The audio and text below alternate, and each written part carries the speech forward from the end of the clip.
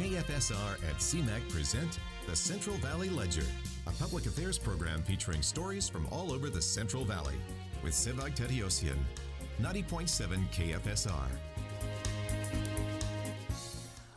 Welcome to another edition of the Central Valley Ledger. We're recording out of the beautiful downtown Fresno studios of the Community Media Access Collaborative, Fresno and Clovis.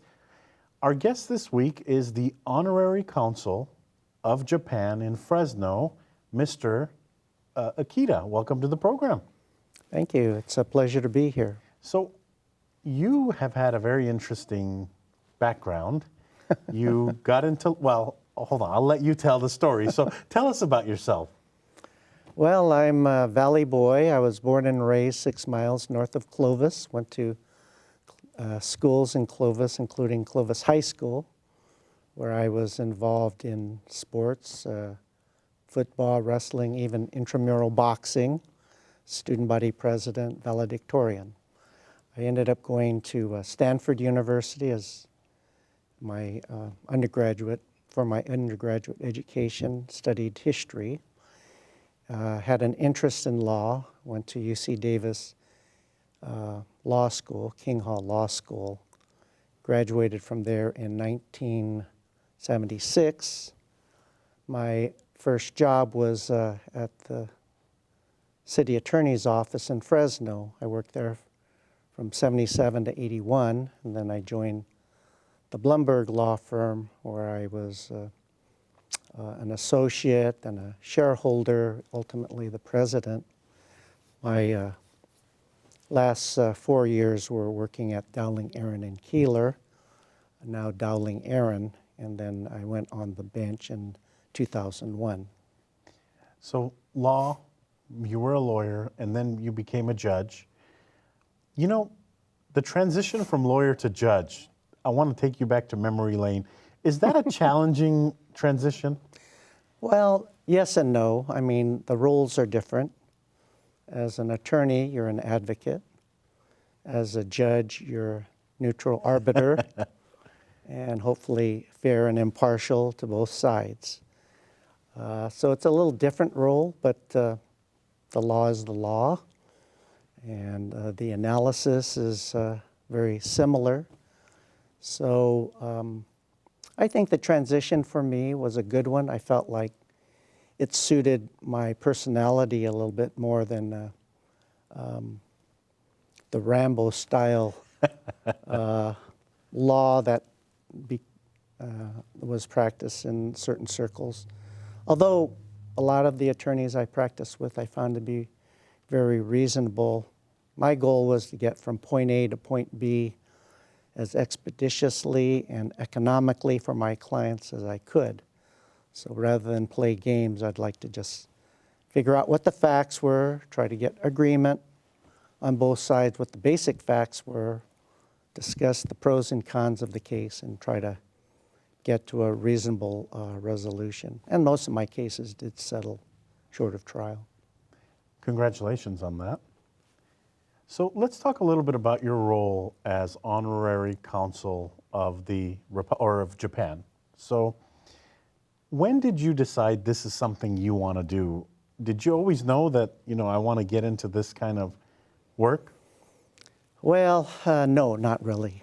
I've had an interest in the history and culture of Japan since I was a student at Stanford. I hosted Keio University students with the exchange program through Stanford. I went to Japan. I studied Japanese. My parents didn't really emphasize the Japanese language. It wasn't really spoken in the house. I think part of that was a result of the World War II experience. They wanted us to speak perfect English, be imbued with the American style, not only of talking, but love of country, patriotism, things of that nature. But as I learned more about the camp experience, the internment of Japanese Americans, I became interested in law and thought that there was a great injustice done. I tried to understand it from both a history background. I majored in history, and from the legal aspect, studying the Korematsu case in law school and studying constitutional law. So it was an area I had an interest in. I sort of pursued that in different ways. I was in debate and speech programs, and those are very good for attorneys.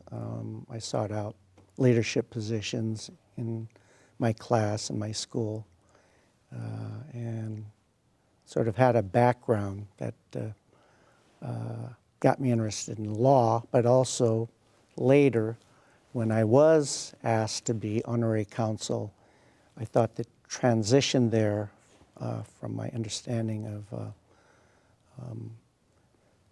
international relations, if you will, as it affected Japanese Americans, the war between the U.S. and Japan, and also with Germany and Italy, my background in history, it seemed to me that although for a long time Japanese Americans tried to distance themselves from Japan, Japanese Americans saying, we're Americans, don't confuse us with the Japanese over there.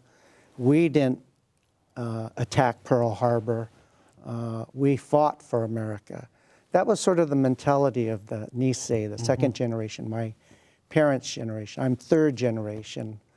My grandparents immigrated from Japan, so I'm what's called Sansei. But I think my generation is curious about our Japanese roots. I've been to Japan several times now, established contact with family in Japan, and when I go there, especially in Hiroshima, it's the opposite of a military mentality there.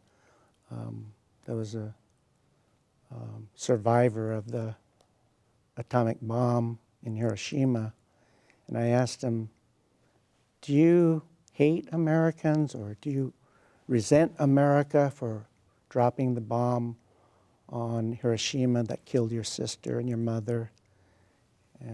And he said, no, I don't. I just hope that this doesn't ever happen to anyone again. And he was our docent, taking us through the museum in Hiroshima to commemorate those who perished in that attack. So I guess just to finish the answer as to honorary consul, I was assisting the consulate in terms of coming to some of our events here in Fresno, setting up meetings with various leaders in the community, and I was approached What an honor it is. in 2017 whether I would consider being honorary consul, and after I found out more about it, I decided to do it. At that point, I was retired as a judge and kind of looking for different opportunities to give back to the community. And I see it as trying to build bridges between the U.S. and Japan. I remember saying when I was introduced by the Consul General here in Fresno as honorary consul, saying that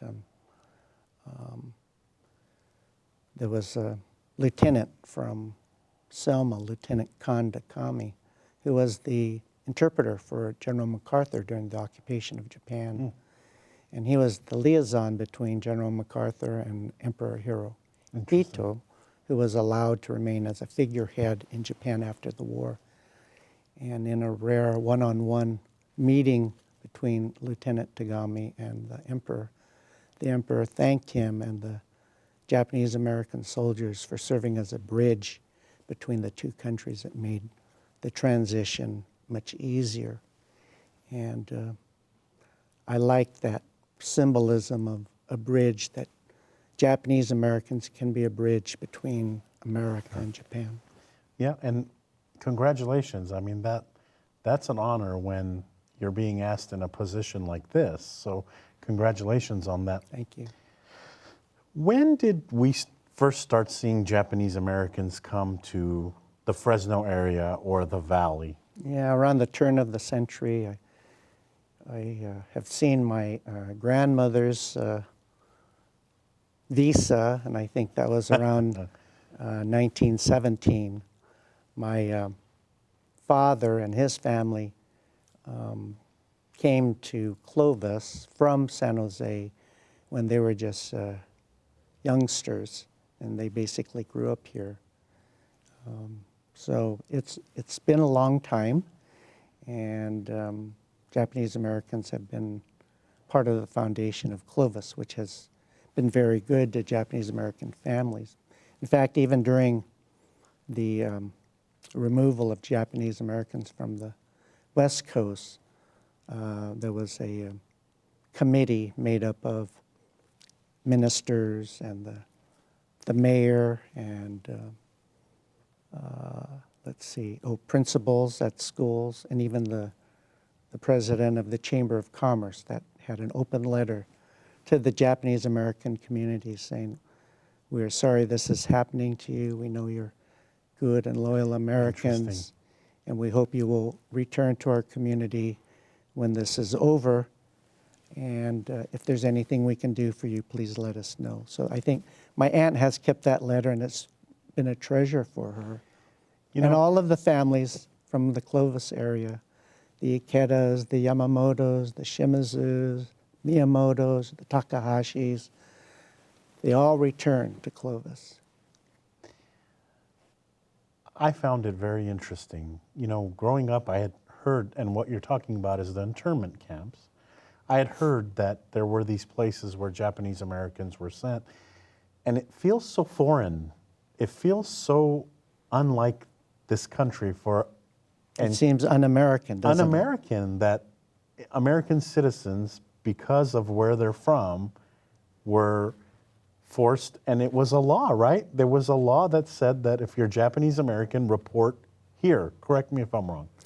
Yes and no. Okay. Okay, so on February 19, 1942, President Roosevelt, at the urgings of General John L. DeWitt, who was the commander of the Western Defense Command, which controlled the military zones in Washington, Oregon, California, and Arizona, issued Executive Order 9066 that authorized the Secretary of War, Stimson, and his designees to exclude any and all persons from military zones. That order became enforceable as a matter of law when the House and Senate unanimously created criminal sanctions for anyone who failed to follow the orders of the military. So as a result of that authority, General DeWitt established curfews between 8 p.m. and 6 a.m., established a number of miles where persons could not travel beyond, travel restrictions. I think it was 15 or 25 miles. It wasn't very far.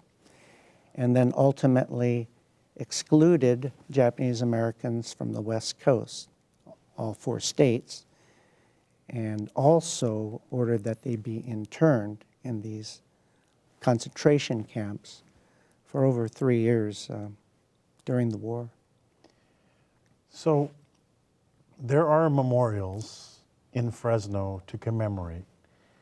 One is at the fairgrounds, Yes. but during a fair, there's an opportunity for people to learn more other than just go to the memorial, right? Right. We have 2 projects, we being the Japanese American Citizens League and its district, the Central California District Council of JCL, has established the Fresno Assembly Center Memorial that was originally dedicated in 1992 on the 50th anniversary of the executive order, and then redone and rededicated in 2013, I believe it was. And we've also established an exhibit inside the new Fresno County Historical Museum. We put it together in 3 months, which was sort of a minor miracle. We raised over $30,000, I think $35,000 to do it.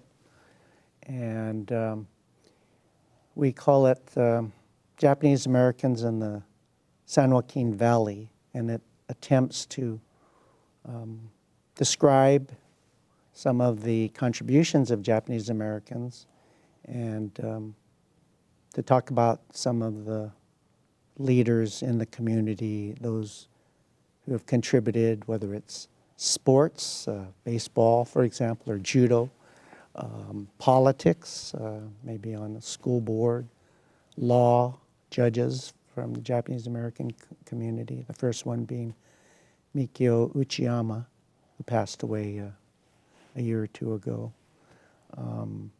Contributions in farming, something about the history of Chinatown, which was our Japantown. Mm-hmm. We call it Chinatown growing up, which is on the west side. Mm-hmm.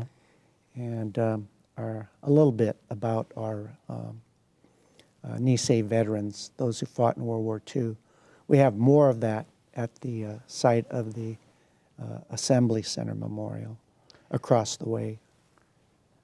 The other place, and by the way, I drive by Alluvial and Palm a lot, and I knew that Pinedale was an area where one of these camps were, but I had no idea that there was an actual memorial there. Yes. With a there is. fountain, Right. with benches and plaques of information. Right. And it was so peaceful on a Saturday morning with the fountain on and the wind that I was, you know, I was taking in the moment when I was there. But tell us about that site, because that site, I mean, you can easily go and visit. Right. Well, the fairgrounds is visited by over 1 million people. The Pinedale Memorial is very rarely visited. So I would like the opportunity to say something about it. It's on Alluvial between Ingram and Palm. The cross street is Remington, and it's across the street from the big Palm Bluffs water tower. So if you see the water tower, you're very close. I think the address is 625 West Alluvial. Mm-hmm.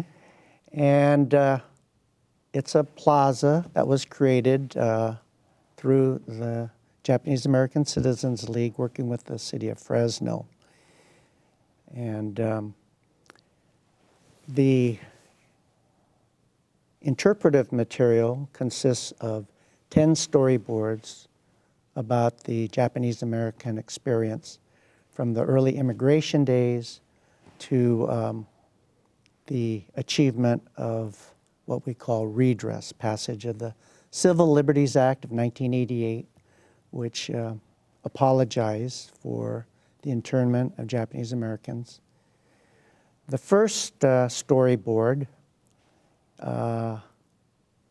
is about the Issei, the early immigrants. Yoshio Takahashi is on a farm trailer with his dog Sammy going through the fields, taking care of his crops. And it's an American story about the first generation coming to build a better life for themselves and future generations, seeking the American dream. So that's the theme, pursuing the American dream. And it's very peaceful out there. I mean, I went Saturday morning and there was no traffic. You could there are benches where you can sit in front of the fountain. And the fountain means something too. Yes. But just to finish up on the themes in the storyboard, then there are a bunch of storyboards about the Pinedale Assembly Center, the Fresno Assembly Center, and other ones. The war relocation centers. The assembly centers were temporary sites. For example, the one in Fresno was in operation from May to October. The one in Pinedale was from July through October of 1942. And then the Japanese Americans were sent to 10 war relocation centers. A lot from Pinedale went to Tule Lake War Relocation Center. My parents were sent to Jerome, Arkansas, from the Fresno Assembly Center. So it talks about that story, talks about the Nisei veterans, talks about the wartime constitutional cases that 4 individuals took all the way to the Supreme Court, the fight for a legislative apology, which I mentioned.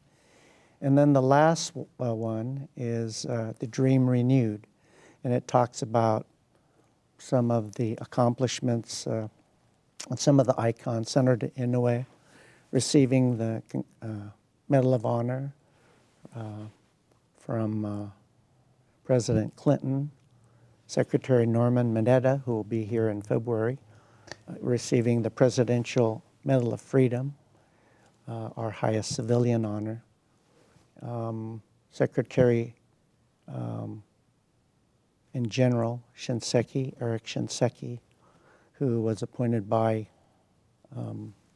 President Obama to be Secretary of Veterans Affairs, and others. And there's a constitutional theme throughout, and we talk about the preamble of the Constitution, that the Constitution was created in order to form a more perfect union. Not a perfect union. We'll never have a perfect union, but we're striving to establish some ideals that our founding fathers believed in.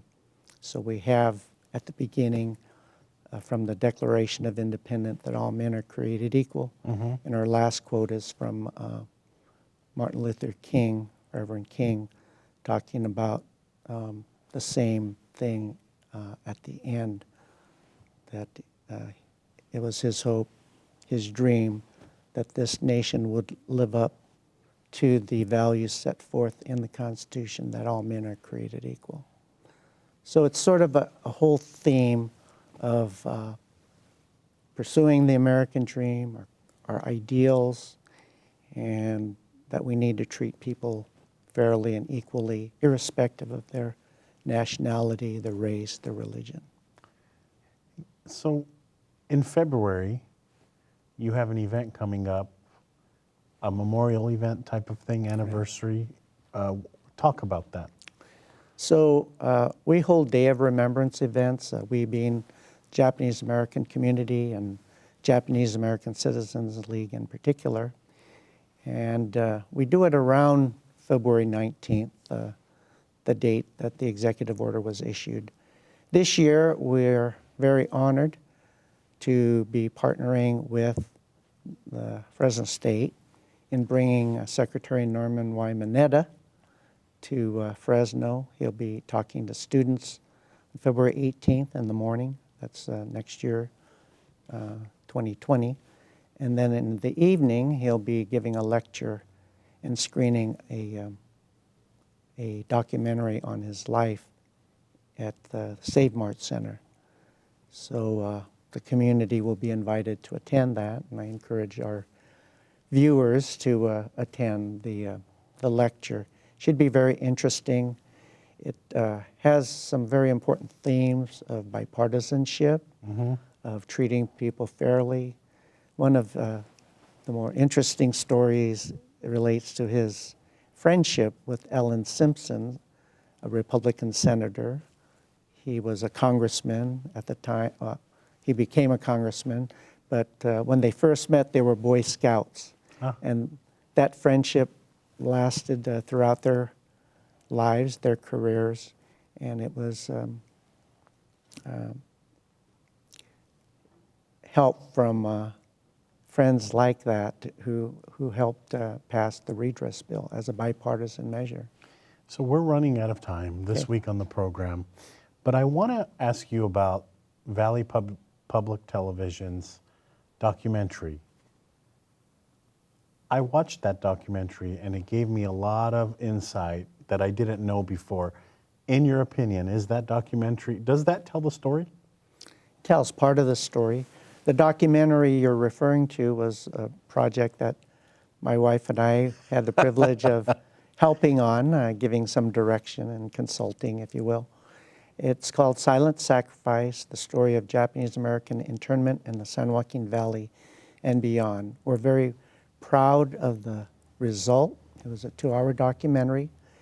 It recently received a regional Emmy for long documentary. It's I think still available online by going to Valley PBS. It is. I watched it online the other day. So Right. it's available for anybody who Googles Valley PBS Silent Sacrifice. It's a 2-hour documentary. I mean, it's a very touching documentary, well done, and it really helps people understand more of part of the story. Yeah, it's been rebroadcast over 200 affiliates, so that's a nice thing. It's nationwide. And one of my concerns, which I expressed, was, we didn't really get a chance to talk about the contributions of our Nisei veterans. I am very indebted to our veterans. They proved their loyalty on the battlefield when my parents, my grandparents were being sent to camps on the assumption that they might be spies or saboteurs, even though there was never any case made against any Japanese Americans. And fortunately, Valley PBS has a grant to do a new documentary focused on the Nisei veterans, and I'm hoping to assist in those efforts to tell those stories, not only of the veterans, but also of their families in camp while their Fighting. families were soldiers were out there fighting for freedom. They were basically prisoners in their own country, 2/3 of them American-born citizens. That's incredible. And we are out of time this week on the program, but lastly, how can people find out more information about you or some of the activities going on in the community? Well, Fresno JACL has a website, and we also have a website, pinedale.memorial.org, that talks a little bit about the Pinedale Memorial. But they're welcome to also contact Japanese American Citizens League. Our district governor now is Joey Goto, who works at Fresno State. Sir, thank you so much for coming on the program and educating our audience and me about the Japanese American community here in Fresno. You're very welcome. That's all for this edition of the Central Valley Ledger. Thank you to our volunteer crew that made this production and every production possible. Our technical director is Paul Starsevich. Thank you also to those listening to this broadcast on KFSR 90.7 FM and to those watching on Comcast 93 and AT&T 99, the CMAC channels. We hope you enjoyed the program this week. Tune in next week to a new edition.